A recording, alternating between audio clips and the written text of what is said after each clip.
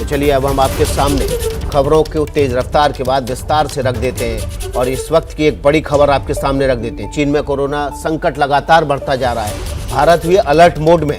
इस वक्त की बड़ी खबर यह है कि दिल्ली एयरपोर्ट पर विदेश से आने वाले यात्रियों की रैंडम टेस्टिंग शुरू हो गई है। दिल्ली एयरपोर्ट पर विदेश से आने वालों की रैंडम टेस्टिंग शुरू हो गई है। अंतर्राष्ट्रीय यात्रियों के लिए ये रैंडम टेस्टिंग शुरू की गई है। इस वक्त की बड़ी खबर, दिल्ली एयरपोर्ट पर 2% यात्रियों की रैंडम टेस्ट होने की घोषणा सरकार की तरफ से की गई थी। अब ये रैंडम टेस्टिंग अंतर्राष्ट्रीय उड़ानों से आने वाले तमाम यात्रियों की रैंडम टेस्टिंग अब शुरू हो चुकी है। इस वक्त की बड़ी खबर, चीन में कोरोना के संकट के बीच भारत पूरी तरह से अलर्ट मोड पर है।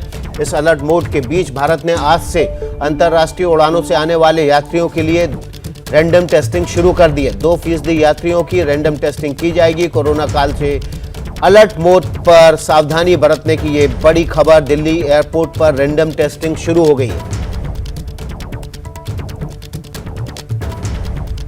आपको बता दें, दिल्ली में रैंडम टेस्टिंग शुरू हो गई है। चीन में कोरोना के संकट के चलते जो आसार बने, उसके बाद भारत फुल अलर्ट मोड पर है। हर राज्य के मुख्यमंत्रियों, तमाम राज्यों के मुख्यमंत्री और प्रधानमंत्री इस पर बैठक कर चुके हैं और बैठक करने के बाद जो आदेश और निर्देश दिए गए थे उनको लागू करने का सिलसिला शुरू हो गया है। देखिए, हमारे सहयोगी ध्रुव मिश्रा इस खबर पर ज़्यादा जानकारी के साथ जुड़ गए हैं। ध्रुव, आज से रैंडम टेस्टिंग शुरू हो गई है। पहली फ्लाइट कितने बजे आई, कितने लोगों की रैंडम टेस्टिंग की गई?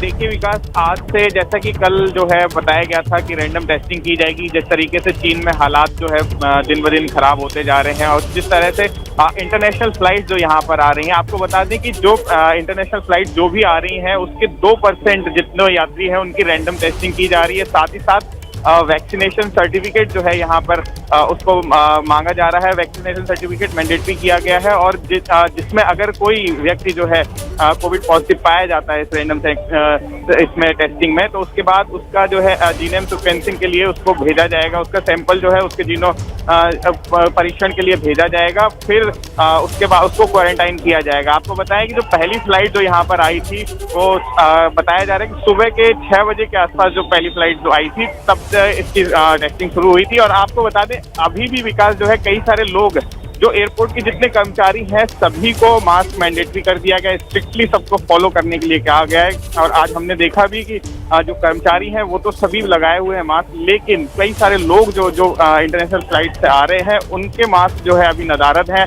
और बताया जा रहा है, जो अथॉरिटी से हमारी जब बात हुई कि कोशिश ये रहेगी कि इसको स्ट्रिक्टली फॉलो किया जाए और भी जो लोग आ रहे हैं जो बाहर से फ्लाइटों से आ रहे हैं तो उनको भी मैंडेटरी इसको जो है यूज करने के लिए कहा जाएगा। जी बहुत बहुत शुक्रिया ध्रुव, आपका ध्रुव के जरिए जो भी अपडेट होगा इस खबर से जुड़ा हुआ सबसे पहले आप एबीपी न्यूज पर हासिल करेंगे। चलिए अगली बड़ी खबर का रुख कर लेते हैं। स्वास्थ्य मंत्री मनसुख मांडविया ने कहा है कि जिन देशों में कोरोना का कहर ज्यादा है वहां से आने वाली सभी फ्लाइट्स की थर्मल स्कैनिंग की जाएगी। चीन, जापान, कोरिया, हांगकांग से आने वाली सभी फ्लाइट्स पर सबसे ज्यादा नजर है। अगर कोई कोरोना पॉजिटिव पाया जाएगा तो उसे तुरंत क्वारंटीन किया जाएगा। देश के स्वास्थ्य मंत्री मनसुख मांडविया का बड़ा ऐलान, कोरोना पॉजिटिव होने पर क्वारंटीन किया जाएगा।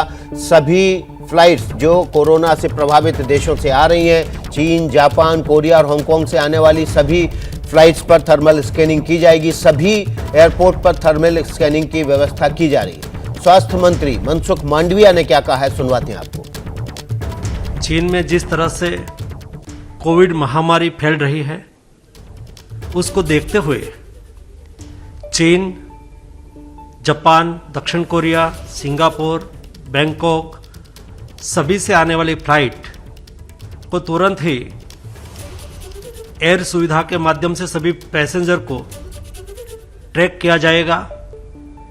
पैसेंजर पहले से ही आरटीपीसीआर रिपोर्ट अपलोड करके ही आएंगे।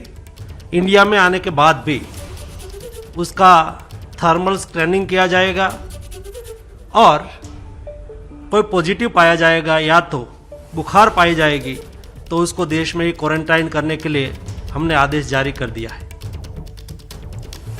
तो बीमारी से बचाव ही पहला इलाज होता है और कोरोना में सबसे ज़्यादा कारगर तरीके से लागू हुआ है। कोरोना संकट के अलर्ट को लेकर एक और बड़ी खबर आ रही है। चीन, जापान, दक्षिण कोरिया, हांगकांग, थाईलैंड से आने वाले यात्रियों के लिए एयर सुविधा फॉर्म भरना अनिवार्य कर दिया गया है। यात्रियों को अपने स्वास्थ्य से जुड़ी जानकारी फॉर्म में भरकर अपलोड करनी होगी।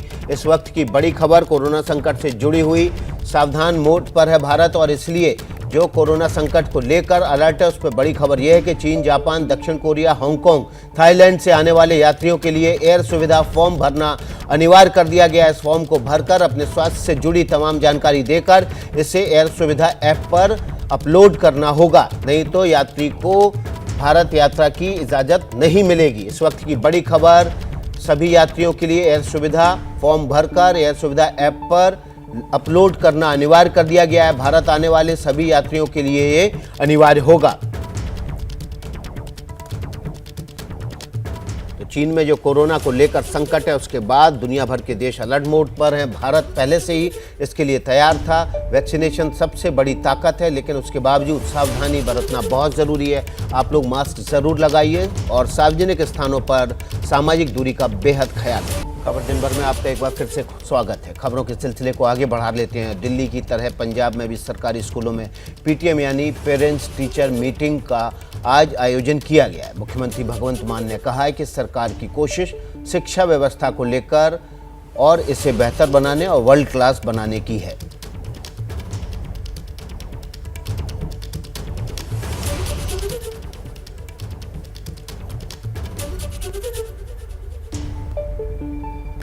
दिल्ली की तरह पंजाब में भी सरकारी स्कूलों में पीटीएम यानी पेरेंट्स टीचर मीटिंग का आयोजन किया गया है। मुख्यमंत्री भगवंत मान ने कहा है कि सरकार की कोशिश शिक्षा व्यवस्था को बेहतर करने की और इसे वर्ल्ड क्लास बनाने की। भगवंत मान ने ट्वीट करके कहा है, पंजाब में शिक्षा का स्तर वर्ल्ड क्लास बनाने की और ये एक कदम है।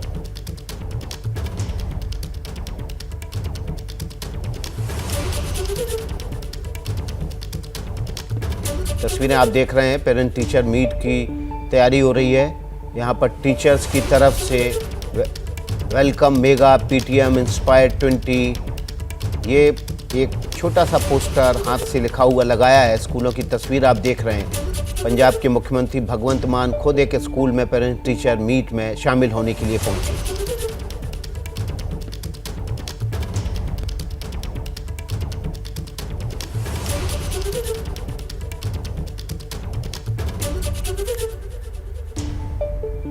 राहुल गांधी की भारत जोड़ो यात्रा आज दिल्ली पहुंची है। बड़ी खबर यह है कि राहुल गांधी अटल बिहारी वाजपेयी की समाधि पर भी जाएंगे। इसके अलावा दोपहर 1:30 बजे राहुल गांधी निजामुद्दीन दरगाह भी पहुंचेंगे।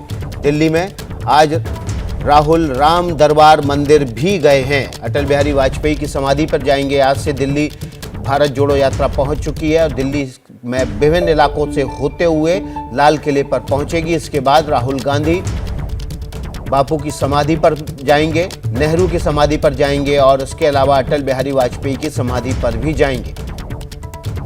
दिल्ली में राहुल गांधी, इसके अलावा निजामुद्दीन दरगाह और दिल्ली में ही राम दरबार मंदिर भी जाएंगे। हमारे सहयोगी जैनेन्द्र कुमार इस बड़ी खबर पर ज़्यादा जानकारी के साथ जुड़ गए हैं। जैनेन्द्र, कई जगह जाने का कार्यक्रम है राहुल गांधी का। बिल्कुल विकास जी, दिल्ली सुबह 6:30 बजे यात्रा ने प्रवेश किया। इस वक्त आश्रम चौराहा जो है वहां पर यात्रा रुकी हुई है और अब से कुछ देर में 1 बजे यहां से फिर चलना शुरू करेंगे और इंडिया गेट होते हुए लाल किले तक जाएंगे। बीच में यहां जिस जगह पे यात्रा फिलहाल रुकी हुई है, विश्राम कर रही है, कुछ दूरी पर ही निजामुद्दीन औलिया की दरगाह है। उसी रास्ते से होकर यात्रा आगे बढ़ेगी तो राहुल गांधी जो है वो दरगाह में जाएंगे और जियारत करेंगे। और सबसे अहम बात यह है कि लाल किले पर यात्रा खत्म होगी, वहां पर एक छोटी सी सभा होगी और इसके बाद राहुल गांधी राजघाट से लेकर के विभिन्न जो पूर्व प्रधानमंत्री हैं उन सबकी समाधि पर जाएंगे। महात्मा गांधी की समाधि, जवाहरलाल नेहरू की समाधि, लाल बहादुर शास्त्री, इंदिरा गांधी, राजीव गांधी और साथ साथ अटल बिहारी वाजपेयी की समाधि पर भी राहुल गांधी जाएंगे। संभवतः यह पहली दफा होगा जब उस समाधि स्थल पर राहुल गांधी जाएंगे। आपने जब यह सवाल पूछा कांग्रेस नेताओं से कि इसके पीछे क्या मकसद है, उन्होंने कहा कि यही भारत जोड़ो का मकसद है। सबको साथ लेने का संदेश देने के लिए राहुल गांधी जो है वो अटल बिहारी वाजपेयी की समाधि पर भी पहुंचेंगे। तो फिलहाल यात्रा जो है वो रुकी हुई है और हम कोशिश करते हैं कि जो यहां पर कांग्रेस के नेता हैं उनसे रिएक्शन ले। आलोक शर्मा है पार्टी के प्रवक्ता, ये जो अटल बिहारी वाजपेयी की समाधि पर जा रहे हैं, क्या मकसद है? देखिए, मकसद इस यात्रा का ही है कि पूरे देश में विद्वेष कम हो और देश जुड़े। उसी की कड़ी में जिस तरह का आज हम भी मीडिया के माध्यम से सुन रहे हैं कि माननीय राहुल गांधी जी अटल जी के यहाँ पर भी जाएंगे समाधि पर। अटल बिहारी वाजपेयी देश के प्रधानमंत्री रहे। इस देश के विकास में सभी लोगों का, चाहे कोई भी प्रधानमंत्री रहे हो, उनका सभी का योगदान रहा है। उसी कड़ी में हम चाहते हैं कि आज विद्वेष कम हो, चाहे राजनीतिक हो, चाहे सामाजिक हो, चाहे ऐसा तो नहीं कि बीजेपी ने अटल माफ करिए लाल बहादुर शास्त्री से लेकर सरदार पटेल की जो विरासत है वो आपसे छीन ली है, तो आप जो है अब मोदी युग में अटल बिहारी वाजपेयी की विरासत को अपनी तरफ, अपनी पाले में करने की कोशिश। जैनेन्द्र, देखिए, हमारी विरासत की नींव इतनी स्ट्रांग है कि हमें किसी की विरासत में जाने की आवश्यकता नहीं, लेकिन अटल जी हमारे देश के प्रधानमंत्री रहे और उस रूप में हम उनका सम्मान करते हैं। तो सुना आपने विकास जी की कांग्रेस की क्या दलील है। उनका कहना है कि हम सभी समाधियों पर जा रहे हैं और अटल बिहारी वाजपेयी की समाधि पर जाकर निश्चित तौर पर राहुल गांधी जो है वो एक बड़ा संदेश देने की कोशिश जरूर करेंगे। जी जैनेन्द्र कुमार, बहुत बहुत शुक्रिया आपका। तो जैनेन्द्र के जरिए राहुल गांधी की भारत जोड़ो यात्रा जो है उससे जुड़ी कोई भी खबर सबसे पहले आप एबीपी न्यूज़ पर देखेंगे। अगली खबर का रुख कर लेते हैं और अगली खबर जो है वो राहुल गांधी की भारत जोड़ो यात्रा पर रिएक्शन से जुड़ी हुई। केंद्रीय सूचना प्रसारण मंत्री अनुराग ठाकुर ने कहा है कि राहुल गांधी उन लोगों के साथ यात्रा कर रहे हैं जो देश को बांटने की बात करते हैं। ये सिर्फ परिवार जोड़ो यात्रा है। इस वक्त की बड़ी खबर एबीपी न्यूज पर। राहुल की यात्रा पर बीजेपी का हमला, देश बांटने वालों के साथ हैं राहुल गांधी, अनुराग ठाकुर ने कहा है। सुनवाते हैं आपको क्या कुछ राहुल की इस यात्रा पर अनुराग ठाकुर ने कहा है। जो देश का नामो निशान मिटाने की सोचते हो वो भारत जोड़ने की बात ही कैसे कर सकते हैं। जिनकी यात्रा में नफरत का बीज बोने वाले हों वो मोहब्बत की दुकान खोलने की बात ही कैसे कर सकते हैं। राहुल जी पूरी दुनिया भर में, चीन, कोरिया, जापान में लाखों केस कोरोना के आ रहे हैं। अस्पतालों के बाहर लंबी कतार लगी है, शवों का ढेर लगा है, लेकिन आपको देश की सुरक्षा नहीं, आपको तो देश हित नहीं, परिवार हित पहले है। ये वही लोग हैं जिन्होंने तब भी कोविड प्रोटोकॉल तोड़े थे, जिन्होंने तब भी भय और भ्रम फैलाया था। आज भी जब देश और दुनिया के सामने संकट है तो कांग्रेस जिम्मेदारी को छोड़कर भ्रष्ट लोगों को जोड़ने का, परिवार को जोड़ने की ये यात्रा कर रही है। तो अनुराग ठाकुर ने भारत जोड़ो यात्रा पर सीधा सीधा हमला किया है कि राहुल गांधी के साथ ऐसे लोग चल रहे हैं जो भारत तोड़ने की बातें करते हैं। तो ये भारत जोड़ो यात्रा नहीं, परिवार जोड़ो यात्रा है। जैनेन्द्र कुमार हमारे सहयोगी ग्राउंड जीरो से जुड़े हुए हैं। जैनेन्द्र का रुख कर लेते हैं। जैनेन्द्र, सीधा सीधा हमला सूचना प्रसारण मंत्री की तरफ से किया गया है कि ये तो परिवार जोड़ो यात्रा है।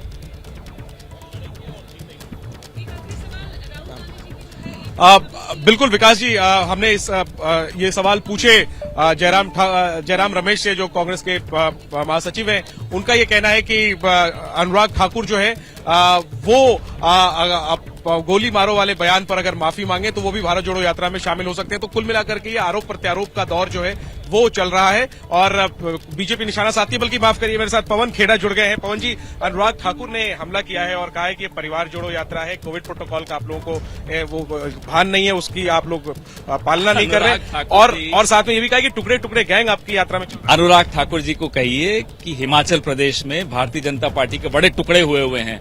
एक उनका ग्रुप है, एक उनके पिताजी का ग्रुप है, एक जयराम ठाकुर जी का ग्रुप है और एक नड्डा जी को भी लगता है उनका भी एक ग्रुप है। पहले उनको सबको एक कर दें, फिर भारत जोड़ो यात्रा पे कोई टिप्पणी करें। और जो टिप्पणी उन्होंने की है कि ये आप लोगों को कोविड प्रोटोकॉल का पालन आप लोग नहीं कर रहे, दुनिया में हाहाकार मचाए आप लोग, वो भूल जाते हैं कि अब वो मंत्री हैं और एक जिम्मेदार पद पर हैं। मंत्री चाहे तो नियम बना सकता है, वो नियम बनाए, हम उसका पालन करेंगे। वो अभी भी अपने आप को भारतीय जनता पार्टी का एक कार्यकर्ता माने तो उसमें मैं क्या कर सकता हूं। एक चीज और पवन जी, आप लाइव एबीपी न्यूज पर अटल बिहारी वाजपेयी की समाधि पर जा रहे हैं राहुल गांधी। प्रश्न ये है कि इसके पीछे क्या आप लोगों का मकसद है, और राहुल गांधी आरएसएस के खिलाफ इतनी बयानबाजी करते हैं, कहते हैं आरएसएस से नफरत करते एक तरीके से राहुल गांधी, और फिर वाजपेयी की समाधि पर जाना। नफरत किसी से नहीं करते, वो मोहब्बत सबसे करते हैं। विचारधारा की लड़ाई जरूर लड़ेंगे और मजबूती से लड़ेंगे। एक तरफ आरएसएस से लड़ाई और दूसरी तरफ वाजपेयी की समाधि। देखिए, हम लोग किसी को दुश्मन नहीं मानते अपना। अटल जी इस देश के प्रधानमंत्री रहे, उनकी समाधि पे जाना भारतीय जनता पार्टी वालों को मंजूर नहीं होगा। हमें इसमें कोई गलत नहीं लगता। ठीक है, तो बस सबसे थोड़ी देर में यात्रा जो है भारत जोड़ो यात्रा एक बार फिर शुरू होगी और निजामुद्दीन औलिया के दरगाह से होते हुए यात्रा इंडिया गेट होते हुए आगे बढ़ेगी और लाल किले पर जाकर यात्रा खत्म होगी और 9 दिनों का विराम होगा। नए साल में फिर 3 जनवरी से यात्रा एक बार फिर शुरू होगी। जी विकास जी। जी आप जैनेंद्र, आप बने रहिए, आपके पास दोबारा लौटेंगे। लेकिन इस बीच हमारे सहयोगी जैनेंद्र ने जयराम रमेश से बातचीत की है। भारत जोड़ो यात्रा पर उनका क्या कुछ कहना है, सुनवाते हैं आपको। राहुल गांधी की भारत जोड़ो यात्रा दिल्ली पहुंच चुकी है और शुरू से ही बीजेपी के निशाने पर रही है यह यात्रा। एक बार फिर केंद्रीय सूचना प्रसारण मंत्री अनुराग ठाकुर ने कोरोना प्रोटोकॉल से लेकर के टुकड़े टुकड़े गैंग तमाम मुद्दों पर निशाना साधा है। क्या है जवाब? जयराम रमेश जी मेरे साथ हैं। एक तो कहा है कि कोविड प्रोटोकॉल को लेकर के आप लोग सचेत नहीं है। अनुराग ठाकुर को सिर्फ एक ही संदेशा देना चाहता हूं, गोली मारो छोड़ो भारत जोड़ो, बस। इसके अलावा और मैं कुछ नहीं कहना चाहता हूं इसके बारे में। कोरोना को लेकर के कह रहे हैं कि दुनिया में हाहाकार है। वो मंत्री थे जिन्होंने गोली मारो का नारा दिया था देश को, और आज वक्त आ गया है गोली मारो छोड़ो भारत जोड़ो। वो कह रहे हैं कि टुकड़े टुकड़े वाले लोग आपके साथ चल। कौन? नाम दीजिए ना। कौन ऐसे में मोहब्बत कैसे? कौन टुकड़े? असली टुकड़े गैंग तो बीजेपी वाले हैं। कौन बताइए? जेएनयू के छात्र, जेएनयू के तो 2 छात्र यूनियन कैबिनेट के मंत्री हैं। वित्त मंत्री जेएनयू की हैं, हमारे विदेश मंत्री जेएनयू के हैं। क्या है वो टुकड़े गैंग के सदस्य हैं? ये टुकड़े गैंग आया कहां से, मुझे समझ में नहीं आता। एक आखिरी में सर, असली टुकड़े गैंग आरएसएस वाले हैं जो भारत को टुकड़े में करना चाहते हैं, भारत को बांटना चाहते हैं, जाति के आधार पर, धर्म के आधार पर, भाषा के आधार पर। जो आर्थिक विषमताएं बढ़ रही हैं वो भारत को कमजोर कर रहा है। ध्रुवीकरण को प्रोत्साहन दिया जा रहा है वो भारत को कमजोर कर रहा है। और जो राजनीतिक तानाशाही हम देख रहे हैं, एक तंत्र का तो तोप चलाया जा रहा है। मैं बता दूं, भारत जोड़ो यात्रा में लोकतंत्र की शहनाई बज रही है। बीजेपी और आरएसएस की ओर से एक तंत्र का तोप चलाया जा रहा है। ये असली मुकाबला है, ये जंग है, ये युद्ध है। एक तंत्र का तोप और लोकतंत्र की शहनाई। आखिरी में सर, लाल किले पर सभा के बाद राहुल गांधी तमाम समाधियों पर जाएंगे, राजघाट भी जाएंगे और आपने बताया कि अटल बिहारी वाजपेयी जी के समाधि में जाएंगे, इंदिरा जी की समाधि में जाएंगे, शास्त्री जी की समाधि में जाएंगे, ऑफ कोर्स नेहरू जी की समाधि में जाएंगे। राजघाट तो जाना जरूरी है और राष्ट्रीय स्मृति स्थल भी जाएंगे, जो अटल बिहारी वाजपेयी जी की समाधि। ये है भारत जोड़ो। इसके जरिए भी भारत जोड़ो का संदेश राहुल गांधी दे रहे हैं। बिल्कुल। अगर गडकरी जी आना चाहते हैं भारत जोड़ो यात्रा में, उनका स्वागत है। अगर हमारे रक्षा मंत्री राजनाथ सिंह जी आना चाहते हैं, उनका भी स्वागत है। सभी का स्वागत है। बुलाया आपने विपक्षी दलों के, गोली मारते हैं और गोली मारो का नारा देते हैं, उनका स्वागत। अनुराग ठाकुर का भी स्वागत है। मैं कह रहा हूं ना, ये गोली मारो नारा के बारे में माफी मांगो, उसके बाद में भारत जोड़ो यात्रा में आओ।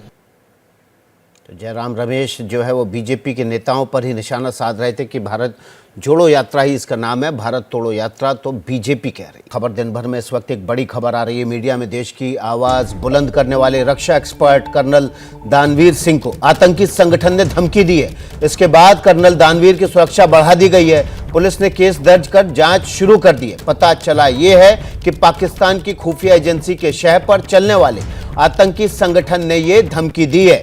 इस वक्त की बड़ी खबर, कर्नल दानवीर को एक आतंकी संगठन ने धमकी दी है। कर्नल दानवीर लगातार आवाज उठाते रहे, रक्षा एक्सपर्ट हैं। कर्नल दानवीर हमारे साथ जुड़ गए। दानवीर जी, आपका स्वागत है।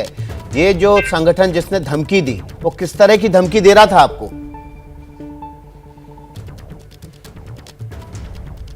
जी, ये धमकी एक नया संगठन है, नाम उसका लेना उचित नहीं है। और उसने ये धमकी दी है और वो धमकी इस तरीके से दी है कि एक विशेष किस्म का मैं नारा लगाऊं और टेलीविजन पर जाकर और जहां भी कहीं मैं बात करता हूं वहां पर मैं अपनी बात उनके पक्ष में रखूं। और अगर मैं ऐसा नहीं करता हूं तो उन्होंने धमकी दी है कि मुझे और मेरे परिवार को वो निशाना बनाएंगे और टारगेट करेंगे। जी कर्नल साहब, मुझे मतलब सुनकर हंसी आ रही है कि सेना में अपना लंबा समय बिताने के बाद रक्षा एक्सपर्ट के तौर पर आपने जिस तरह से दुश्मन देश के स्टूडियो में बैठ के दांत खट्टे किए हैं, ऐसे वीर दानवीर को धमकी दी जा रही है और ये कहा जा रहा है कि आप नारा लगाइए।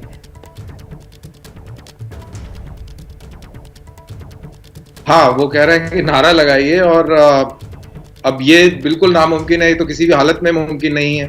और अब ये इस तरीके की बात कर रहे हैं तो मेरे को ये भी लग रहा है कि कहीं ना कहीं हमारी जो बातें हैं, हमारा जो एनालिसिस होता है, वो उनको तकलीफ पहुंचाता है, और उस तकलीफ से वो तिलमिला के और वो चाह रहे हैं कि इस एक्टिव आवाज को बंद कर दिया जाए, जो कि नामुमकिन है, और तो सवाल ही नहीं पैदा होता कि ऐसा हो पाए, और ऐसा कभी होगा भी नहीं। बिल्कुल। तो कर्नल दानवीर, लेकिन शुरुआत में आपने निश्चित रूप से धमकी को गंभीरता से लिया होगा, सुरक्षा का आपको अपना ख्याल भी रखना चाहिए, लेकिन ऐसे आतंकी संगठनों के दांत खट्टे आप करते रहेंगे टेलीविजन पर?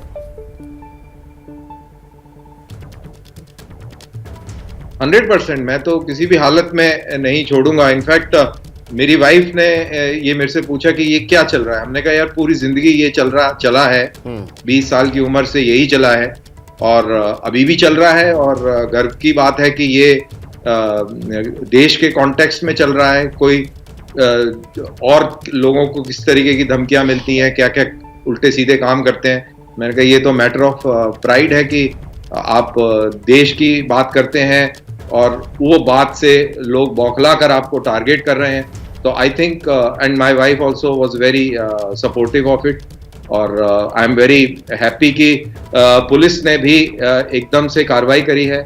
उन्होंने एकदम से सुरक्षा बढ़ाई है, और बड़े अधिकारी कमिश्नरेट के आके मेरे से उन्होंने मुलाकात करके उन्होंने अपनी तरफ से हिदायतें भी दी हैं, और मैं भी बड़ा क्लियर हूं कि मैंने क्या करना है, और मैं अपनी बात इसी तरीके से करता रहूंगा। अगर दुश्मन को ये बात चुभ रही है कि मैं बात कर रहा हूं, तो मैं और बात करूंगा, और जितनी चुभने चाहे, जितनी उनको चुभन हो रही है होती रहे, कोई कष्ट नहीं।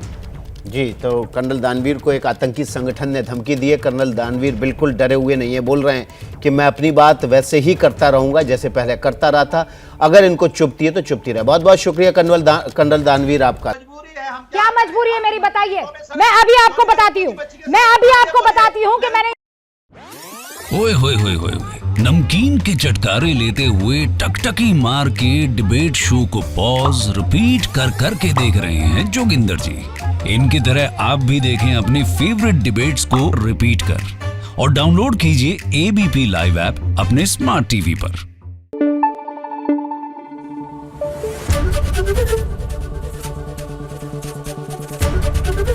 एबीपी न्यूज आपको रखे आगे।